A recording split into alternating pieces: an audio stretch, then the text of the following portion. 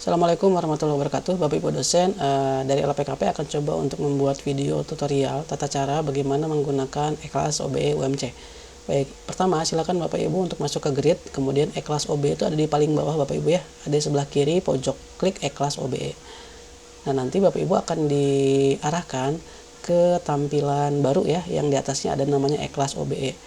Nah, tampilan ini Bapak Ibu adalah tampilan awal untuk Bapak Ibu bisa melihat dashboard ya. Di sini ada jadwal kuliah hari ini, kemudian jam berapa, kelas apa, di mana gitu ya. Ini sudah ditampilkan. Silakan kalau belum tampil mungkin di Bapak TU fakultasnya berarti belum di setting begitu ya. Nah, kemudian langkah yang pertama yang harus Bapak Ibu lakukan adalah menginput RPS-nya. RPS nanti Bapak Ibu silakan untuk klik kelas kuliah. Nah, nanti Bapak Ibu mengajar mata kuliah apa saja, ini sudah ada di sini ya, bentuknya seperti tabel. Nanti untuk penginputan RPS ada di sebelah sini Bapak Ibu. Jadi ini mata kuliahnya dan RPS ada di sebelah sini. Kemudian klik RPS. Nah, nanti RPS ini harus Bapak Ibu input, harus Bapak Ibu kerjakan begitu ya, atau buat di sistem e-kelas ini. Jadi yang pertama Bapak Ibu, di sini ada yang namanya CPL Prodi yang dibebankan pada MK. Kemudian ada CPMK, ada sub CPMK, ada ketuntasan CPL, deskripsi singkat, bahan kajian, pustaka, sampai ke media pembelajaran. Oke, cara mengisi ini bagaimana? Oke, nanti saya akan coba praktekkan ya. Ada satu mata kuliah yang masih belum terisi mungkin ya. Nah, ini adalah salah satu contoh mata kuliah yang belum terisi mungkin ya. Baik, yang pertama yang harus Bapak Ibu lakukan adalah membuat sasaran kelulusan. Ya, ini ada sasaran kelulusan. Silakan Bapak Ibu untuk bisa menginputkan, saya sasaran kelulusannya mau berapa. Silakan antara angka 1 sampai angka 4. Misalkan untuk mata kuliah metode kepenelitian, saya akan kasih sasaran kelulusan adalah 2. Oke, berarti klik simpan. 2 itu berarti nilainya B begitu ya.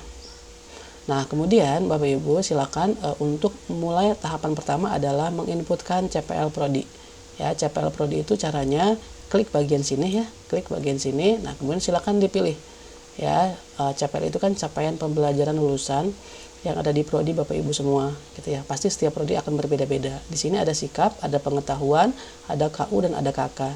Nah, mungkin capaian pembelajarannya ini dia tidak terlalu banyak ya, tidak sampai 20-an, 30-an enggak, tapi kita batasi hanya ada 12 atau 13 CPL. Yang harus Bapak Ibu lakukan adalah memilih CPL mana saja yang sesuai dengan mata kuliah metodologi penelitian atau mata kuliah Bapak Ibu semua. Silakan pilih sikap. Ya, sikap ini wajib diisi Bapak Ibu ya, wajib diklik. Silakan mungkin Bapak Ibu prodi ada yang sikapnya 2, ada yang 1 gitu ya. Jadi sikap itu wajib. Gitu ya, pilih 1 saja Bapak Ibu ya. Kalau sikapnya ada 2, pilih 1. Kemudian pengetahuan pun sama ya, pengetahuannya cek Bapak Ibu ada berapa pengetahuannya, dan wajib dipilih adalah 1 saja Bapak Ibu ya. Pastikan bahwa CPL yang dipilih ini memang berkontribusi terhadap mata kuliah metodologi penelitian atau mata kuliah yang Bapak Ibu ampu ya. Jadi jangan sampai Bapak Ibu mencentangnya 3 begitu ya, tidak. Jadi cukup pengetahuan, cukup 1 saja. Silakan Bapak Ibu tentukan CPL mana yang memang sesuai atau berkontribusi terhadap mata kuliah Bapak Ibu. Kemudian keterampilan umum pun sama. Nah, keterampilan umum pun silakan Bapak Ibu untuk memilih keterampilan umum mana yang akan dibebankan mata kuliah Bapak Ibu. Pun ini 1 saja ya, jangan 2 atau 3 ya, disarankannya cukup 1.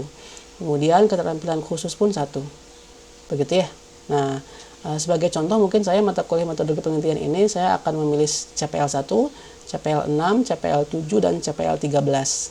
Begitu ya. Jadi mata kuliah metodologi penelitian itu saya akan bebankan 4 CPL. Oke, setelah itu baru klik simpan. Nah, ini sudah ada tanda sukses, berarti sudah selesai ya untuk tahapan pertama yaitu menginput CPL. Nah, kemudian berikutnya, agar mempermudah Bapak Ibu dalam bekerja dalam menginputkan RPS, alangkah lebih baiknya Bapak Ibu dibantu oleh RPS yang sudah ada ya. Jadi ada berupa file manual dari Word gitu ya, atau mungkin Google Doc yang sudah menunjukkan atau menyusun RPS-nya. Nah, contohnya di sini saya sudah membuat ya RPS manualnya. Begitu ya, RPS dari mata kuliah metodologi penelitian.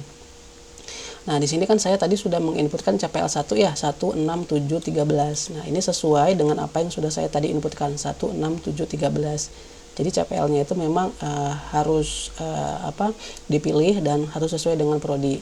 Nah, untuk bobotnya Bapak Ibu di sini ada 25 nih. Abaikan saja Bapak Ibu ya, karena tadi saya sudah mencoba jadi muncul angka-angka ini. Tapi pada saat mungkin Bapak Ibu awal menginput RPS pasti nanti 000 semua. Ininya pun 0. Jadi ini abaikan dulu ya, nanti ini akan terisi otomatis pada saat Bapak Ibu sudah menginputkan sampai ke bawahnya gitu ya, turunan sampai ke sub CPMK-nya. Begitu, jadi langkah pertama Bapak Ibu silakan pastikan Bapak Ibu punya RPS manual. Oke, sekarang lanjut, setelah CPL prodi selesai, baru kita masuk ke CPMK-nya Bapak Ibu ya. Nah, CPMK-nya itu caranya Bapak Ibu ke sini, di bagian CPMK, klik CPMK. Nah, kemudian silakan Bapak Ibu mulai mengcopy paste ya, mengcopy paste dari RPS manual yang di sini ya. Ini kan kalau saya mata kuliah itu CPMK-nya ada 4. Nah, jadi antara ini sampai sini ya saya kopikan, pastekan ke sini. Nah, begitu. Ya, atau mungkin mau diketik langsung di sistem silakan. Tapi saran dari kami adalah Bapak Ibu harus punya RPS manualnya dulu ya. Jadi tidak sampai kita edit berkali-kali di sistem. Kalau di sistem, kalau di sini edit berkali-kali nanti akan terjadi kekeliruan begitu ya. Jadi mohon pastikan dulu RPS ininya sudah oke. Nah, kemudian CPMK1 kita lihat di sininya. Oh, ini ditautkan ke CPL1. CPMK1 ini berkontribusi untuk CPL1. Berarti saya akan mencentang CPL1. Ya, kemudian klik simpan. Nah, berarti ini sudah ya. Jadi saya sudah menuliskan CPMK1 berkontribusi untuk CPL1. Oke ya, kalau ada kesalahan mungkin ini salah nih, tinggal dihapus saja Bapak Ibu. Di sini ada tong sampah. Kenapa kok tidak ada menu edit? Karena memang ini ada kaitannya dengan ID database ya. Jadi disarankan menghapus. Jadi klik OK, dihapus. Nah, nanti akan hilang lagi ya. Nanti urutannya akan kembali ke 1. Oke, saya balik lagi tadi ya, mengcopy paste lagi CPMK1 ke CPL1. Nah, pilihan dari CPL1 ini ya tergantung Bapak Ibu bagaimana mendesain CPL-nya gitu ya, ke CPMK-nya. Nah, silakan nanti Bapak Ibu bisa dibantu lah dengan tim pengembang kurikulum prodi masing-masing. Klik simpan. Nah, setelah itu kita lanjut ke CPMK yang kedua. CPMK yang kedua yang mana nih? Yang ini kan? CPL yang kedua, kemudian kita copy dan pastekan ke sini. CPL keduanya ini, CPMK keduanya ini kontribusi kemana? Ke CPL 7. Berarti kita pilih CPL 7, simpan. Kemudian lanjut CPMK 3. CPMK 3 yang mana? CPMK 3 ini kan ini ya. Klik copy paste, copy, kemudian pastekan ke sini. CPMK 3 ada di CPL yang keberapa? Lihat di sini CPL 6. Klik 6. Nah, Bapak Ibu perlu perhatikan. Di sini kalau kita mengklik satu CPL, ternyata CPL yang lain akan terhidden atau tidak bisa diklik.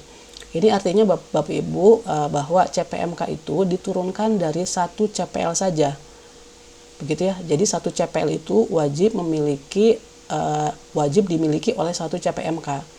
Jadi bentuknya penurunan begitu ya Bapak Ibu ya. Jadi tidak boleh kita satu CPMK ini ada 2 CPL atau 3 CPL. Itu tidak diperkenankan. Karena biar kita lebih terukur ya ketuntasannya. Jadi mohon dipastikan satu CPMK itu hanya satu CPL saja yang dikontribusikan atau yang dibebankan. Begitu ya. Oke, walaupun mungkin Bapak Ibu, Pak ini kan tetap nyambung si CPL ini untuk CPMK ini. Oke, tapi mohon dipilih satu saja. Begitu ya, satu saja. Karena kan kita prinsip dari evaluasi pembelajaran itu kan ada, yang pertama kan ada definisi operasional, kemudian ada definisi ada definisi operasional, ada dimensi turun kepada indikator turun kepada butir kan gitu ya. Kalau kita menulis di disertasi atau mungkin tesis, ini pun sama berlakunya seperti itu Bapak Ibu. Jadi proses penurunan dari CPL, CPMK ke sub CPMK ini wajib diturunkannya satu. Oke ya, jadi terhidden. Jadi klik CPL apa yang sesuai, kemudian klik simpan. Begitu ya penjelasannya kenapa kok hanya satu. Kemudian lanjut CPMK 4, kita kopikan lagi. Nah, CPMK 4 kita kopikan ke CPL 13, klik simpan. Oke, sudah selesai Bapak Ibu ya. Jadi untuk CPMK seperti itu. Pastikan CPMK-nya ini sudah berkorelasi atau dibebankan ke CPL apa. Oke ya. Oke, sekarang kalau sudah selesai kita kembali lagi. Nah, nanti akan dilihat akan muncul 0000. Ini pun 0. Oke, ini abaikan saja Bapak Ibu karena bobot ini nanti akan terisi setelah kita selesai menginput sampai ke sub CPMK. Oke ya, ini 0 semua. Oke, lanjut. Setelah CPMK selesai, berikutnya adalah kita akan masuk ke sub CPMK. Sub CPMK itu apa? Sub CPMK ini adalah tahapan pembelajaran setiap pekannya atau setiap minggunya. Jadi CPMK 1 ini ya, ini bisa terlihat atau bisa terpantau atau mungkin akan dinilai dengan beberapa tahapan pembelajaran. Ya, maksudnya adalah sub CPMK. Caranya gimana? Klik yang gambar pensil kuning tetap ya. Kemudian di sini ada muncul berikutnya sub CPMK ke-1. Apa sub CPMK-nya? Ya kita lihat saja di RPS-nya. Ya, kita lihat di sini sub CPMK 1 itu saya di mata kuliah ini ada 6 sub CPMK ya. Kok sedikit sih? Ya ini sebagai contoh ya. Silakan nanti banyak atau tidaknya sub CPMK tergantung Bapak Ibu bagaimana mendesain RPS-nya. Mungkin ada yang sedikit, ada yang banyak. Silakan saja ya. Ya ini tergantung bagaimana koordinator mata kuliah itu mendesain pembelajarannya. Tapi Bapak Ibu minimal sub CPMK dalam sistem E-kelas OB ini adalah harus 5, minimal 5. Kalau 4 bagaimana? Nggak bisa. Jadi kalau 4 itu nanti akan tertolak. Jadi minimal 5. Maksimal berapa? Ya bisa mungkin 14, 12 gitu ya. Jadi setiap pertemuan itu akan berbeda-beda sub CPMK-nya. Silahkan. Ya, itu tergantung bagaimana Bapak Ibu merancang RPS-nya. Caranya gimana untuk memasukkan ke sistem E-kelas? Klik copy, kemudian masukkan ke sini dan klik CPMK-nya berapa. Nah, sub CPMK ya ini berkontribusi kepada CPMK berapa gitu ya, atau CPMK 1 ini diturunkan menjadi sub CPMK 1 ya. Kalau kita ngelihat di tabel ini nih Bapak Ibu ya. Oke, berarti sub CPMK 1 saya sudah buat, saya sudah ketik, kemudian klik simpan. Nah, lanjut sub CPMK yang kedua pun sama ya. Ini copy kemudian masukkan ke sini. Cari Bapak Ibu sub CPMK yang memang benar-benar berkontribusi terhadap CPMK. Ya, jadi jangan sampai tidak nyambung. Kalau di sini kata kerjanya mengidentifikasi, berarti CPMK-nya pun harus ada mengidentifikasi atau mungkin yang konteksnya sama. Ini kan sama nih, mengidentifikasi masalah penelitian. Sub CPMK-nya mampu mengidentifikasi masalah dan merumuskan masalah penelitian. Begitu ya. Jadi harus nyambung. Ya, tidak boleh ini kemana, CPMK-nya kemana, itu nggak boleh. Jadi pastikan Bapak Ibu betul-betul mendesain pembelajarannya secara detail. Ya, kemudian klik CPMK 2 dan sama ya, ini pun akan terhidden, jadi akan hanya boleh dipilih satu aja. Kemudian klik simpan. Nah, kemudian sub CPMK yang ketiga, ya kopikan lagi. Ini CPMK yang keberapa nih? CPMK yang ketiga ya. Oke, CPMK yang ketiga, klik simpan. Kemudian CPMK 4. CPMK 4 ya. Nah, kemudian sub CPMK 4 ya, sub CPMK 4, yang mana sub CPMK 4? Oh, yang ini. Nah, sub CPMK 4 silakan di-copy lagi ya. Dan pastikan ke sini. Ini CPMK yang keberapa nih? CPMK yang ketiga. Oke. Nah, ini dilihat Bapak Ibu. Di sini ternyata ada CPMK yang sama, ini berkontribusi untuk sub CPMK yang berbeda. CPMK 3 berkontribusi ke sub CPMK 3 dan sub CPMK 4. Nah, kenapa seperti ini? Ya kan turunan Bapak Ibu ya. Jadi CPMK 3 ini diturunkan untuk 2 sub CPMK. Begitu ya. Jadi konsep penurunan gitu ya terkait dengan CPMK ke sub CPMK. Kemudian lanjut CPMK 5, kopikan, kemudian pastekan ke sini. CPMK 5 berapa? Oh, CPMK 3 lagi. Nah, seperti itu ya Bapak Ibu. Jadi boleh saja satu CPMK dia terbagi menjadi 3 sub CPMK. Oke ya. Nah, yang menentukan itu siapa? Ya kembali ke dosen masing-masing. Kemudian terakhir adalah sub CPMK 6. Sub CPMK 6 baru ke CPMK 4. Nah, pastikan ke sini atau diklik pilih CPMK 4 dan simpan. Dah, seperti itu Bapak Ibu, selesai untuk input sub CPMK. Kemudian kita kembali back. Nah, setelah ini baru ada ya di sini sub CPMK-nya sudah ada 000 dan pastikan kontribusi CPMK-nya sudah sesuai ya. Jadi nggak boleh kita menuliskan sub CPMK tapi CPMK-nya tidak ada gitu ya, itu nggak boleh. Atau mungkin tidak terpilih salah satu CPMK-nya nggak kepilih, itu nggak boleh. Ya nanti akan 0. Jadi pastikan Bapak Ibu untuk merancang RPS-nya itu sesuai atau tepat gitu ya. Nah, nanti Bapak Ibu di sini akan muncul ya ada penghitungan ketuntasan CPL. Nah, ini saya sudah muncul ya, tapi kalau mungkin Bapak Ibu baru mengisi nanti akan tampilannya seperti ini. Nah, akan seperti ini ya. Oke ya, jadi ini sudah contohnya berangkat dari 0 gitu ya. Tidak ada input tadi, saya sudah menginputkan jadi sudah ada riwayatnya. Oke, jadi caranya adalah Bapak Ibu, langkah berikutnya setelah sub CPMK baru kita mengisi inisiasi pengaturan bobot di sini. Ya, jadi klik inisiasi dulu. Klik inisiasi, apakah Anda yakin? Klik OK. Nah, nanti kalau sudah OK, nanti muncul nih Bapak Ibu 0 0 0 0 semua ya. Total 0 0 0 dan grand total 0. Di sini ada UTS, ada UAS, ada crash A, crash B, dan crash C. Ini maksudnya apa? Nah, ini adalah maksudnya Bapak Ibu untuk penghitungan ketuntasan OBE-nya. Begitu ya. Nah, jadi OBE itu kan memang berangkat dari ketuntasan CPL. Ketuntasan itu berangkat dari kita membobot setiap CPL atau sub CPMK terhadap bentuk penilaian apa yang akan kita lakukan. Nah, caranya Bapak Ibu bisa membuat ini kalau Bapak Ibu sudah betul-betul mendesain perancangan tugas setiap mata kuliah Bapak Ibu.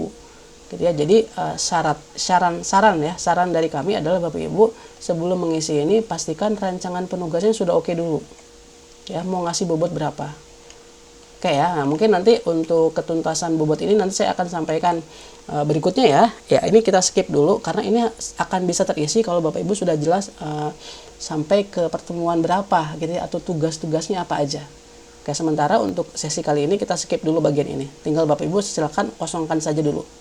Oke ya, nah berikutnya sekarang. Setelah ini baru kita ke deskripsi singkat mata kuliah. Klik bagian deskripsi singkat mata kuliah, nah lalu diisi.